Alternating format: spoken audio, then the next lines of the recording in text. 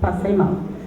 Falar um pouquinho de mim antes de entrar no conteúdo propriamente dito. Eu sou Patrícia Valdez, sou brasiliense. E só isso eu acho que já para a maioria das pessoas do país já leva a pensar, nossa, nasceu servidora pública, né? Sempre quis. Não. Meu primeiro sonho era ser atriz. Era estar bem aqui. E aí na adolescência eu fiz teatro e eu passava mal toda vez que eu subia aqui, então não repare, eu vou começar nervosa, daqui a pouco eu engreno. E aí eu percebi que não era muito para mim esse espaço, não. Fui fazer comunicação, fui fazer história, fui estudar gestão. E aos pouquinhos eu fui me aproximando do espírito público, da vontade de colaborar com a melhoria do meu país, do meu estado, de devolver ao país, devolver aos cidadãos as oportunidades que eu tive, de estudar em boas escolas, de ter sempre assistência de saúde, de ter bom transporte. Brasília é uma cidade segura, soube que Biporã também, ainda bem. A gente sabe que não é o caso de todo o país. Mas eu entendi que dentro da minha trajetória, eu estava construindo alguma coisa que eu podia colaborar. E eu acho que todos vocês aqui, por serem servidores, pensam alguma coisa parecida comigo. A gente está no mês do servidor, o Laboratório de Inovação e Inteligência Artificial que eu lidero hoje, o lema dele é a inteligência artificial, o espírito é público. A inteligência artificial a gente vê como uma ferramenta de melhoria de serviços públicos, eficiência do gasto público, melhora da qualidade de vida dos servidores também. Mas ela não é um fim em si. A gente não faz IA por IA, a gente não inova por inovar. Isso nunca vai dar certo. A gente tem que sempre colocar o cidadão no centro do compasso da política pública. É ao redor dele, da experiência dele, da necessidade de melhoria da vida dele, que a gente vai se centrar.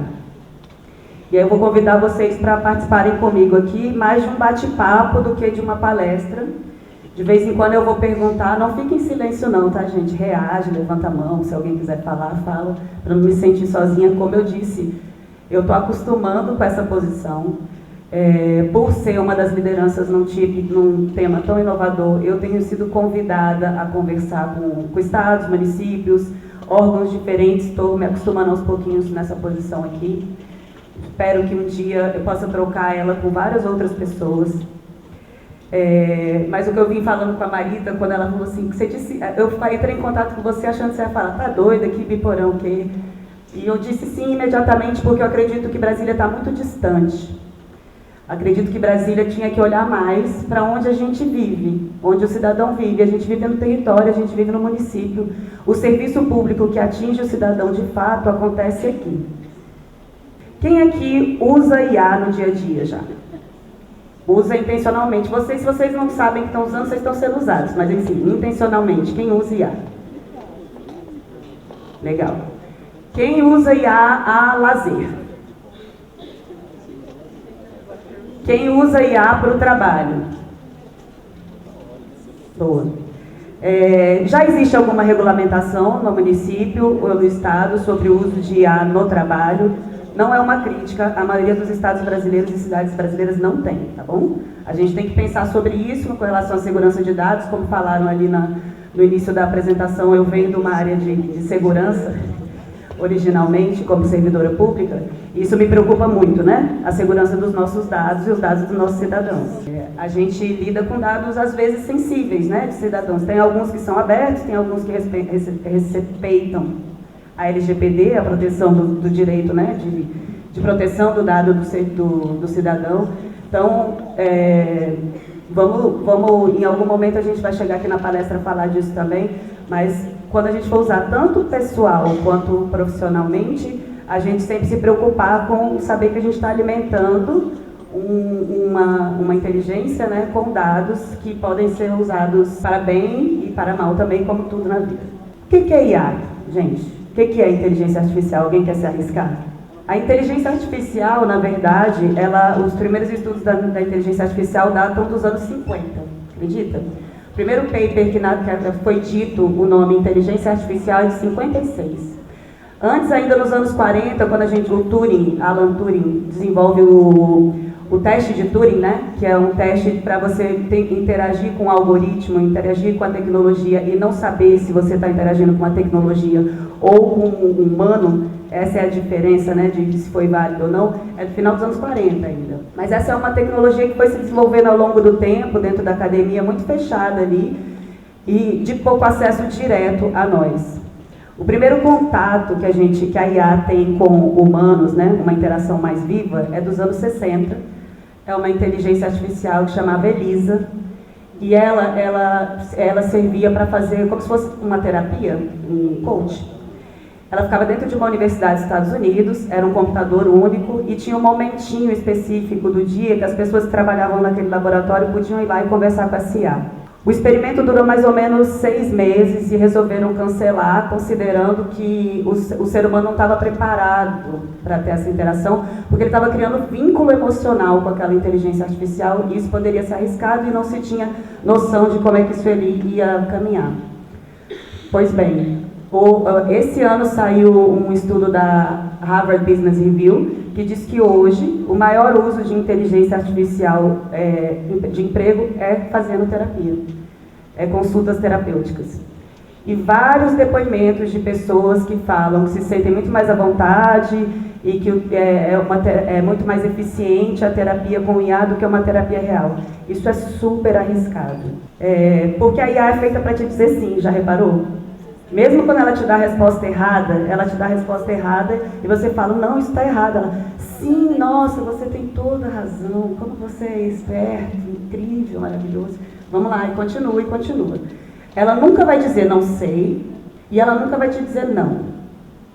Isso é perigoso, quando eu falo de IA, e falo de cidadania, e falo de nós, pra gente usar IA e a IA não usar a gente. Mas, tecnicamente, IA é a capacidade de sistemas e máquinas de simular uma inteligência humana para realizar tarefas.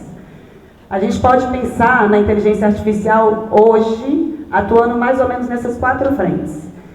Por que a gente chama de inteligência artificial? Ela aprende com dados, é o que a gente chama de machine learning, né? Vocês já devem ter ouvido falar. É uma parte da inteligência artificial, ela está se ampliando. Eu falei que ela começa o estudo lá nos anos 40, por que vira um hype agora? Em novembro de 22, o lançamento do ChatGPT. Ela tem um grande caminho para chegar nessa frente que a gente vê como quase mágico, mas é um grande processo histórico de muita ciência e tecnologia envolvida. Então, ali por volta dos anos 80, a gente consegue a desenvolver algoritmos que a máquina aprende com ela mesma, como se fosse um humano. Você passa a não precisar codificar cada passo a passo e ela começa a se autoalimentar, se autodesenvolver aprendendo. Ela raciocina, ela desenvolve, né, uma espécie de raciocínio, ela desenvolve uma conclusão a partir do que ela aprendeu. Ela pode tomar decisões dentro do setor público e dentro do processo legislativo que está acontecendo hoje, é bom a gente se atentar. Não existe a previsão de que a máquina tenha autorização para tomar decisões.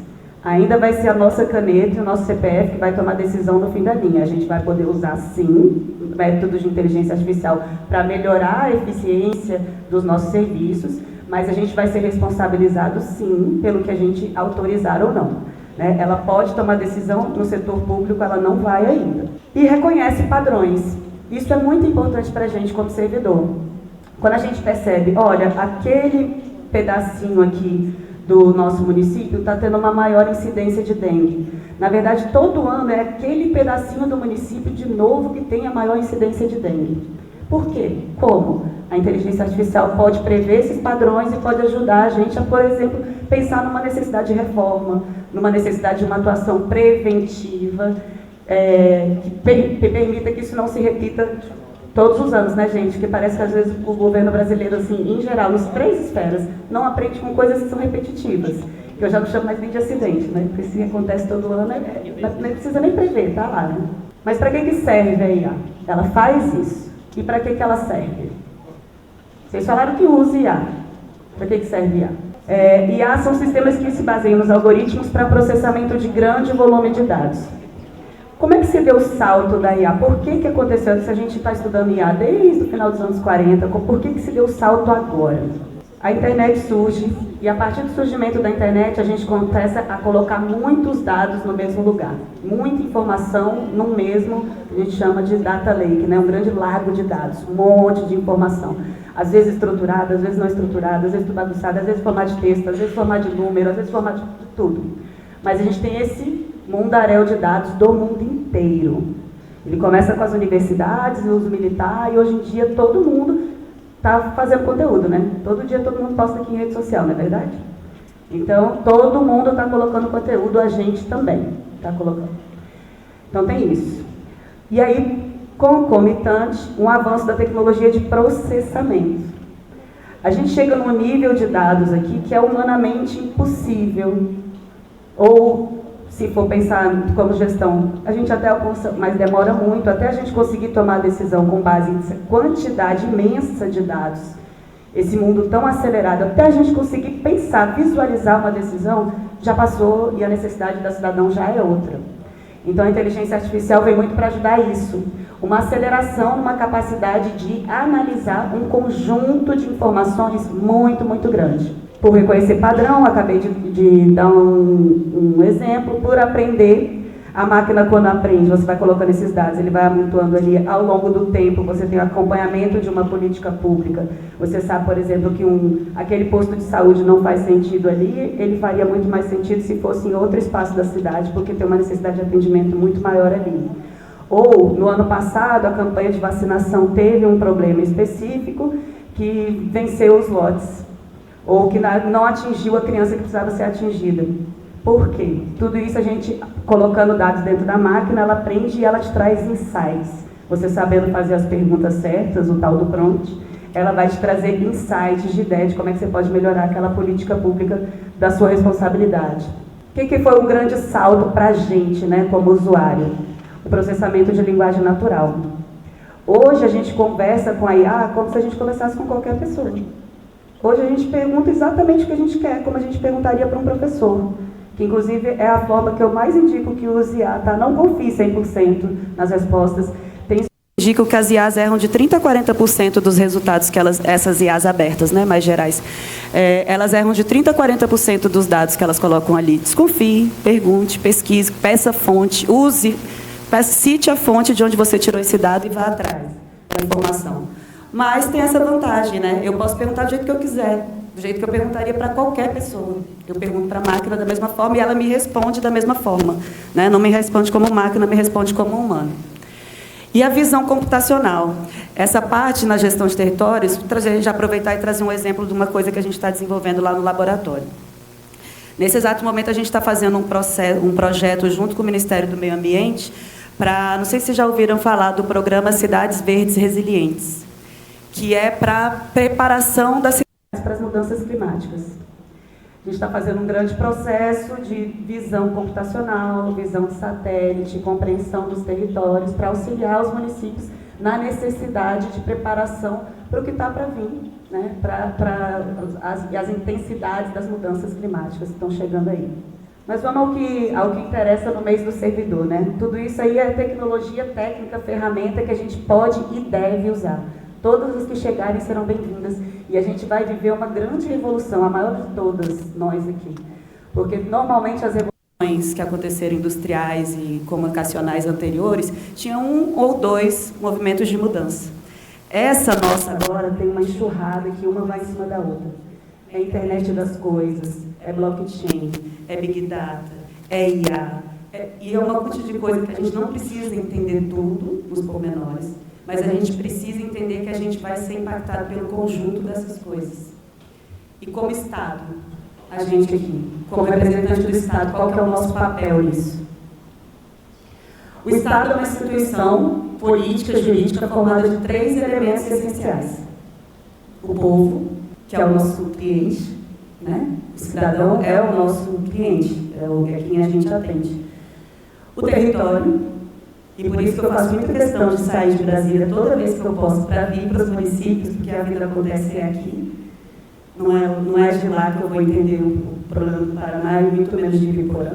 E o governo, nós aqui, que vamos gerenciar as instituições com poder e autoridade. Isso nos dá uma responsabilidade enorme.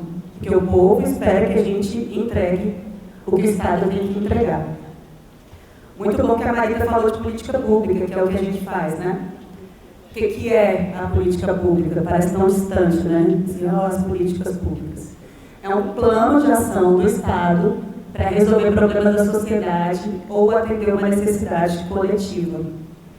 Um conjunto de ações, programas, decisões adotadas e implementadas pelo governo em seus diferentes níveis.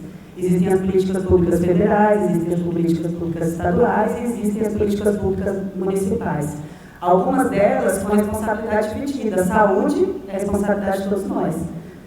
A educação é responsabilidade de todos nós. A cultura é responsabilidade de todos nós. Cada um na sua caixinha, mas é responsabilidade de todos nós. E essas políticas traduzem direitos e prioridades sociais.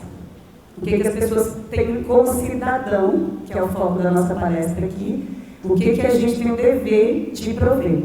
E vamos lá, chegando mais perto do gol. O que é cidadania?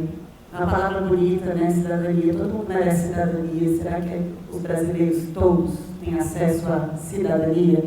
Cidadania é só votar? Cidadania é após o exercício de todos os direitos e deveres, que garantem a participação plena do indivíduo na vida política, social e econômica de um país. É a essência da base que a gente possa viver com dignidade, participar das decisões e contribuir para o bem comum. As inteligências artificiais permitem uma vantagem aqui, se a gente usar bem. Toda essa tecnologia, na verdade, né? A possibilidade de uma consulta popular mais direta, a capacidade de pegar os dados dessa consulta popular e fazer uma análise. Em algum momento a gente quer fazer essa consulta e fica meio com preguiça, com dúvida, será que eu vou perguntar, será que vale a pena? O cidadão sempre vai valer a pena. Às vezes a gente gasta um pouquinho mais para entender qual que é o problema real, e esse é o papel da inovação, no final das contas, entender qual que é o problema real. Às vezes o gestor, lá de Brasília, principalmente, eu falo muito porque é a experiência que eu tenho. A gente acha, o problema lá é esse. É mesmo? Você foi lá perguntar se o problema é esse? Você foi lá saber se o problema é esse? Porque daqui você está achando que o problema é esse. Da segurança enfim, falta de iluminação. Será que não é falta de lazer? Tem como saber se eu não perguntar, se eu não for lá no usuário, no cidadão? E isso a gente consegue fazer muito facilmente com as novas tecnologias, e sem preguiça, porque a gente não vai ter que fazer aquela análise de dados na mãozinha, né? A gente não vai ter que tomar a decisão estudando um de cada um daqueles formulários. A gente pode usar a inteligência artificial para tirar muitos insights, juntar essa quantidade de dados e fazer perguntas a ele. Se o problema é esse, se agora a gente chegou à conclusão que o problema é esse, quais são as saídas possíveis? Como é que você me ajuda? Como é que dentro desse orçamento que eu tenho, que não é infinito, que não é garantido, com esse orçamento aqui, o que dá para fazer para eu melhorar um pedacinho desse problema real que eu acabei de descobrir? Então, a inovação real que a gente usa lá na Genova, né? A diretoria de onde eu faço parte, para nós não é só a criatividade, é o impacto. Só a inovação se gerar impacto. E você só vai saber se tem impacto se você medir antes e medir depois, para saber de qual situação o cidadão saiu e que ele não estava achando adequado, que aquele atendimento de saúde não estava bom, que aquela escola não estava legal, e você sabe da realidade dele, do depoimento dele, e você levou ele para outro lugar que ele fala, me sinto contemplado, me sinto visto, me sinto atendido, esse dinheiro foi gasto com mais efetividade. A inovação real sempre vai nascer de onde o serviço de qualidade encontra o cidadão. O que a IA pode ajudar a gente nesse caminho? Tornar as políticas públicas mais justas e baseadas em evidências. Muito gasto público feito errado é feito por não ser baseado em evidências.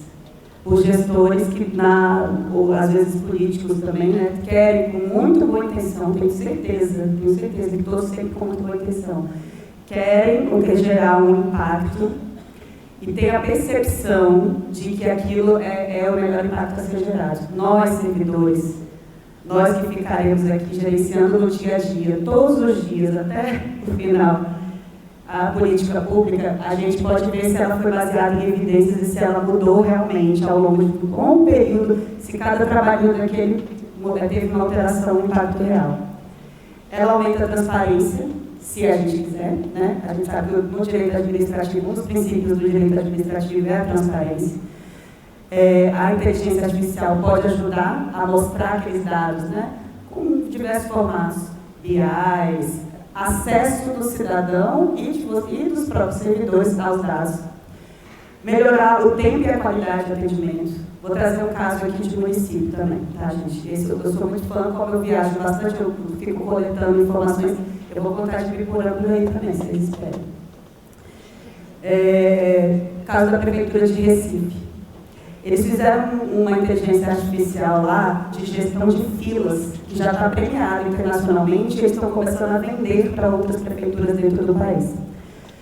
É o nudge, que é o aspecto comportamental, né, a ciência comportamental, você entender como é que é o comportamento do cidadão, com o uso de tecnologia. Era percebido que em dia de chuva, óbvio, né, o posto de saúde ficava vazio.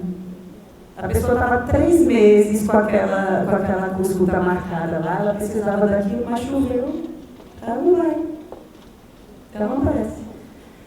Então, isso apertava a fila absurdamente em dias normais, e em dia de chuva ficava o médico lá esperando e não aparecia.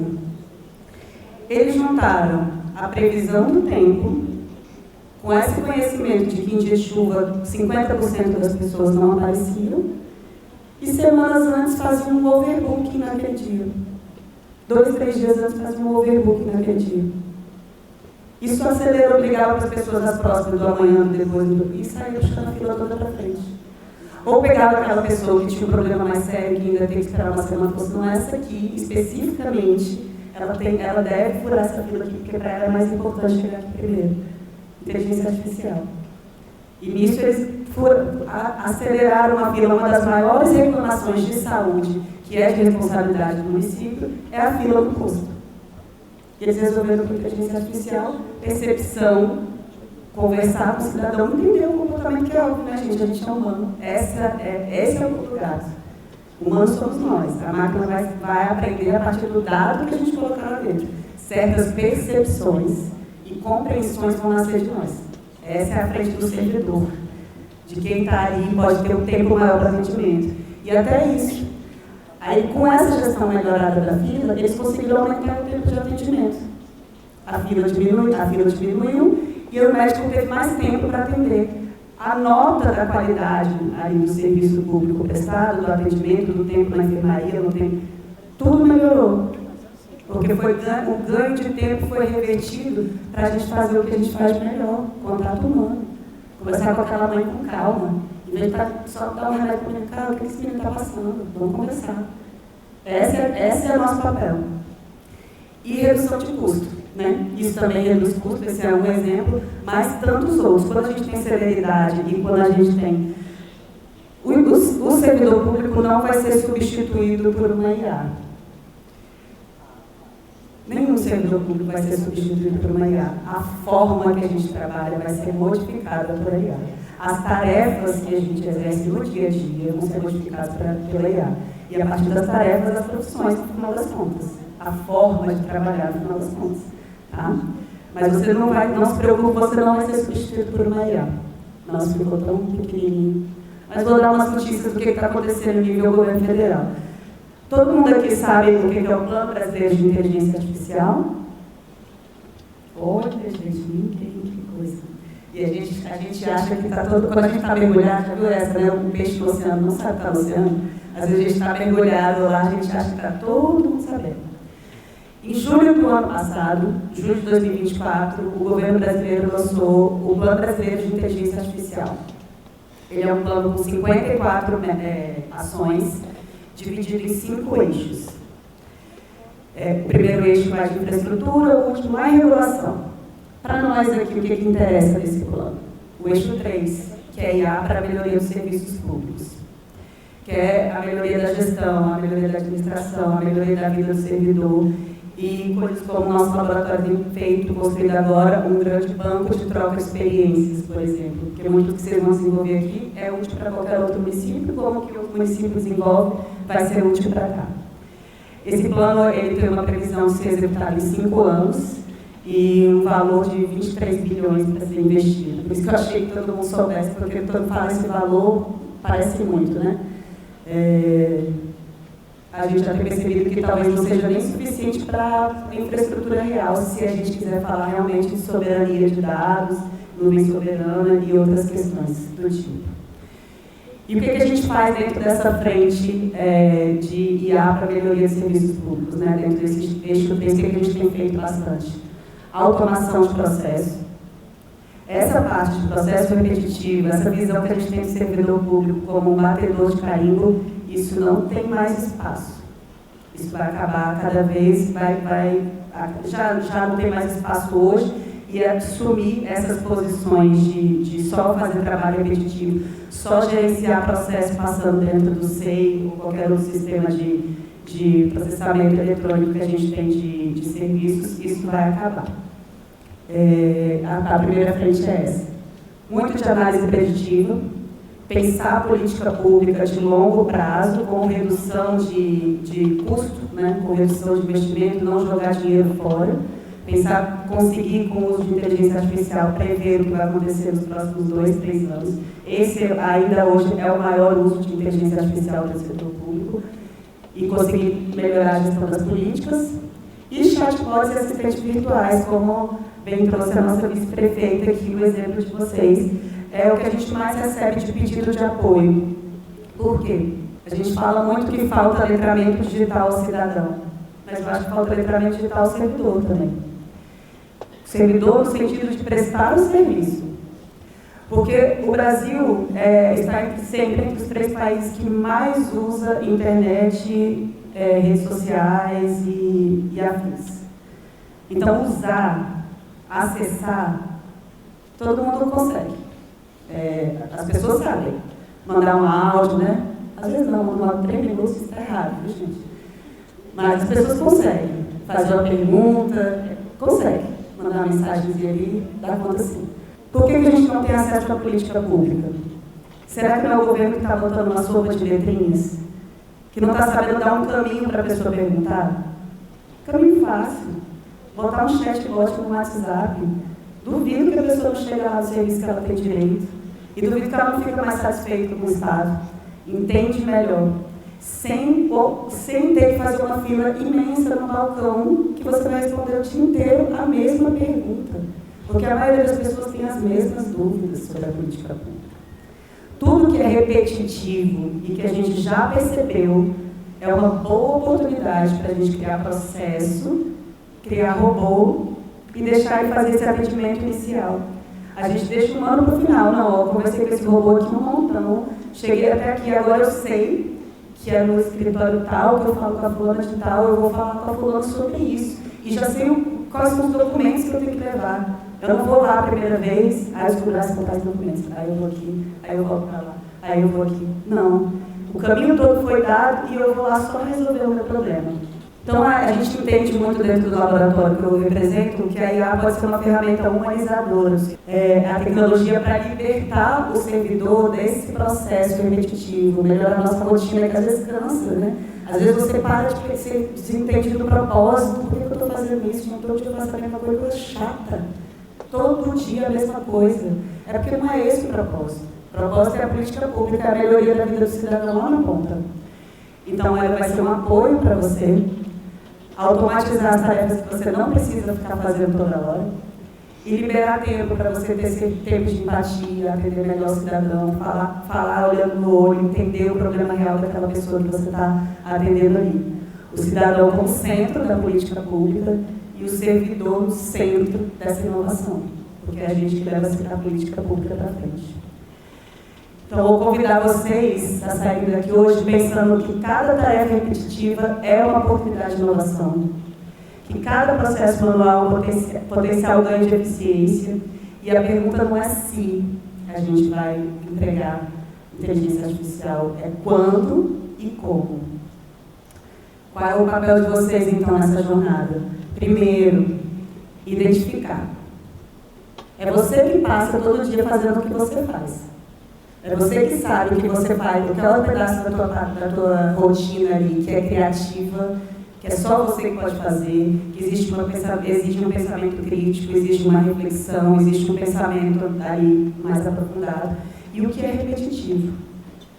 Tudo que for repetitivo, desenhe o processo e vamos juntar com o pessoal da TI aí e construir formas de automatizar isso e libertar seu tempo. Faça essa proposta. Não fica só olhando também, todo dia você olha ali, meu Deus, isso aqui é tão chato, isso aqui é tão chato. Olha só, reparei que isso aqui é repetitivo. Fui lá na palestra que a Marita arrumou pra gente, aquela mulher tão animada, tão incentivadora da melhoria dos serviços públicos em Coporã. E a menina falou assim, gente, isso aqui eu faço todo dia. Eu acho que isso aqui é uma oportunidade de melhoria. Isso aqui o médico faz todo dia. Eu estou aqui enfermeira, eu vejo a rotina do médico, eu não precisava estar fazendo aqui. Eu vejo a minha rotina, eu não precisava estar fazendo isso. Faça a proposta, traga a ideia, descubra quem é a pessoa que pode te incentivar a levar aquilo para frente, melhorar a vida de todo mundo. Colabore. Não pense também que a sua ideia é a mais genial do mundo, que só você viu isso. Pode ter certeza, se tem um coleguinha do seu lado, ele está vendo mais ou menos a mesma coisa, ele está passando mais ou menos pelo mesmo processo. O coração da inovação e também o que faz o humano ainda essencial é o processo de colaboração. Troque ideia com seu amigo. Cara, eu acho que isso aqui tá errado. Você acha que a gente precisava estar fazendo isso desse jeito todo dia? Todo dia a gente recebe reclamação do cidadão da mesma coisa. Tem 5 anos, estou cansado de receber isso. O que você acha? Escuta, troca ideia. Quando vocês dois forem juntos, vender para o gestor, para o dono da pasta, essa possibilidade de inovação, vocês vão chegar com a coisa muito mais enquadrada, muito melhor desenhada, e juntos, muito mais forte, dizer, não, eu tenho aqui, não é comigo. Tem aqui esse tanto de gente que passa, esse tanto de servidor aqui que passa pelo mesmo problema. Não é comigo. E esse é o caminho que leva à inovação. Para fechar, gente, isso eu queria deixar de mensagem para vocês, mas eu queria aproveitar a oportunidade para apresentar o que é o LIA, o Laboratório de Inovação e Inteligência Artificial, que eu represento, que está fazendo um ano hoje. Estou comemorando aqui em cima do palco com vocês. E queria mostrar para vocês o que a gente fez ao longo desse ano. O LIA está repetindo, desde a Diretoria de Inovação da Escola de Administração Pública Nacional. Escola Nacional de Administração Pública. O que é ser um laboratório de inovação? A gente não faz código lá, tá? Quando chega na hora do código, ou se for coisa pequena, bem restrita, que dá para fazer um chatbot, normalmente é uma coisa simples, a gente faz dentro da própria estrutura do órgão. Quando é um problema que a gente não tem solução, a gente normalmente lança editais em parceria com a FINEP para incentivar startups, pequenas empresas nacionais, também vendo esse passo da responsabilidade do governo de incentivar o desenvolvimento da ciência e tecnologia local, nacional. E quando é realmente grande, assim, transversal, vai passar por toda a esplanada e tal, normalmente com a parceria de SERPA e DataPrev, que são as empresas de tecnologia do país. Tá? Mas o que a gente faz é a inovação, que é justamente se entender como um hub, colocar essa galera toda para conversar. O Ministério tem um problema, eu vou lá entender qual é o problema do Ministério.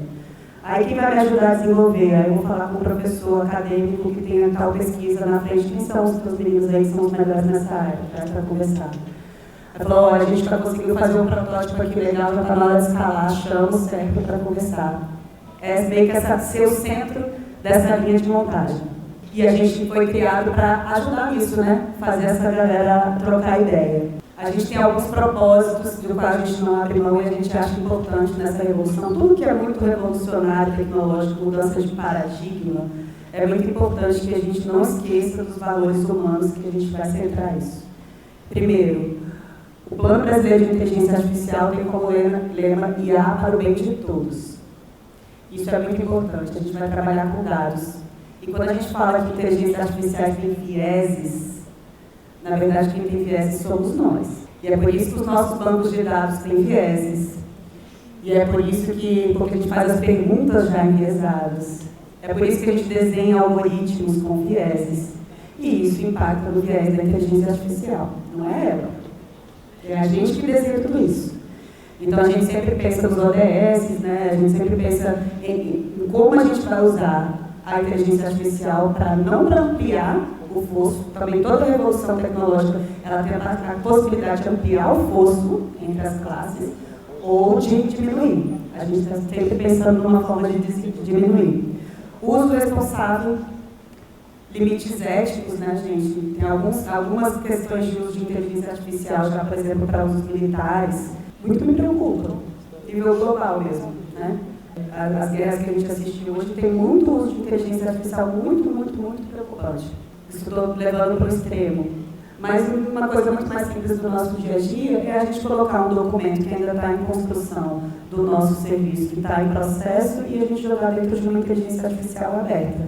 Isso não é um uso responsável. A gente não tem controle sobre o que está ali, e você está levando um treinamento de máquina que vai circular por todas as pessoas as quais você não sabe nem que terão acesso a isso. Pensar sempre em justiça social, na melhoria do serviço, a gente faz muita métrica de como estava e como ficou no final. Isso é muito importante para o setor público, para justificar. Existe muita cobrança do Estado, o Estado não entrega. O Estado é estagnado, ele não melhora, ele não vai para frente, ele não modifica a experiência do cidadão. Então, se a gente não mede que saiu daqui para lá, a gente não indica qual foi a melhoria real que a gente trouxe. E soberania digital. Eu acho que não preciso entrar aqui nesse mérito agora, é uma questão com bastante debate. Já fico com convite para vocês no dia 2 de dezembro, à tarde. Vou fazer um evento online, eu vou mandar para a Maíta divulgar aqui entre vocês, que a gente vai falar sobre riscos e oportunidades para o Brasil em 2026. E um dos temas vai ser sobre soberania digital. É possível?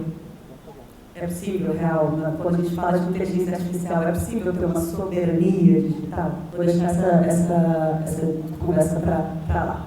Por que a gente faz o que faz? Existe uma percepção, isso vou trazer um dado de iniciativa privada, tá, gente? Hype da IA, todo mundo fazendo um monte de negócio de IA, e trilhões, trilhões mesmo, não estou chutando o número, não, são trilhões investidos no mundo afora para criar inteligências artificiais.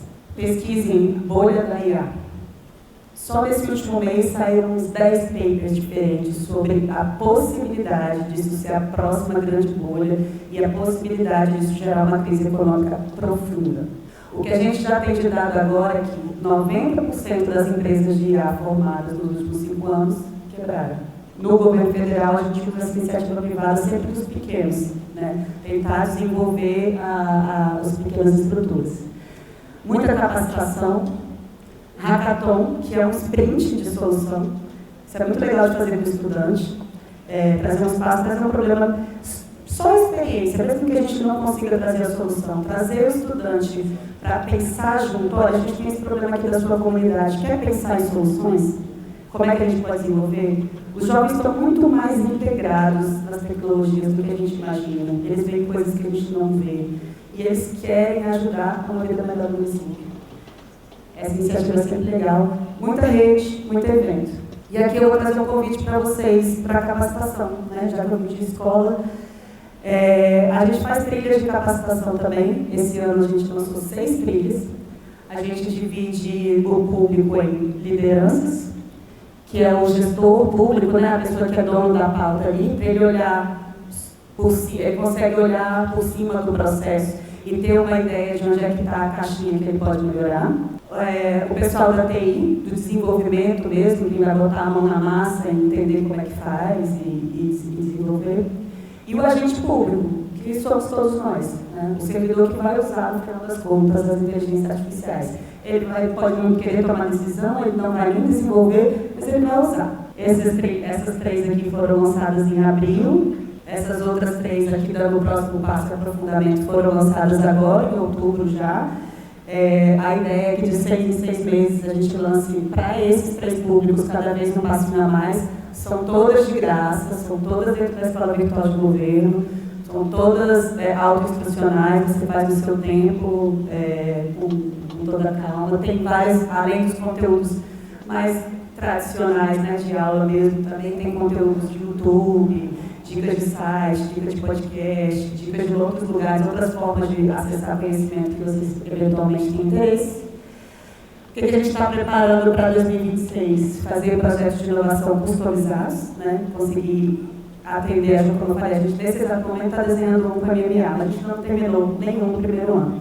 A gente quer passar essa jornada toda junto com algum órgão público ou prefeitura. Posso voltar aqui, viu, marido? Chamadas públicas, que também estamos preparando, fiquem de olho, vou divulgar aqui também. A gente está preparando uma chamada pública junto com a Caixa Econômica para incentivar o uso de inteligência artificiais para a saúde nos municípios. A gente vai selecionar 2 municípios de cada região para fazer essa jornada junto com a gente. Banco de soluções, que é isso, da gente troca experiências, né? Tem muita IA de software livre, código aberto, que pode ser aplicado. Como a gente trabalha com direito administrativo, muitas vezes elas podem ser aplicadas com pouco ajuste dentro de outro órgão, então a gente não precisa começar do zero, né? A gente tem esse banco que você coleta experiências e troca experiências ali. E disseminação dessa metodologia que a gente está desenvolvendo ao longo desse ano, né? A gente está terminando de formatar ela, processo de construção mesmo, e a ideia é conseguir passar ela para frente, porque não é inovação também se fica só dentro de uma caixinha, se precisar sempre do apoio do laboratório para fazer, a gente considera isso muito pouco inovador. A ideia é trazer para as pontas. Então, fechando. A tecnologia é apenas uma ferramenta, a verdadeira inovação vem da visão crítica e o comprometimento das pessoas. Quando a gente automatiza atividades repetitivas, a gente ganha tempo para o que realmente importa, que é o contato humano, que é a melhoria do serviço, que é chegar na ponta e alterar a realidade das pessoas. E um dever de casa, né, gente, porque o professor tem esse problema, ele não consegue ver gente olhando para ele, ele quer passar a tarefa de casa. Nas próximas semanas, façam aquele caminho lá que eu mostrei para vocês, que seria o papel do servidor público. Identifique o que é repetitivo dentro da tua rotina. Imagine como é que uma inteligência artificial pode te assessorar a resolver isso e melhorar o seu dia a dia, te liberar tempo para estar mais perto do cidadão. Afinal, essa é a nossa missão, nosso propósito. Obrigada.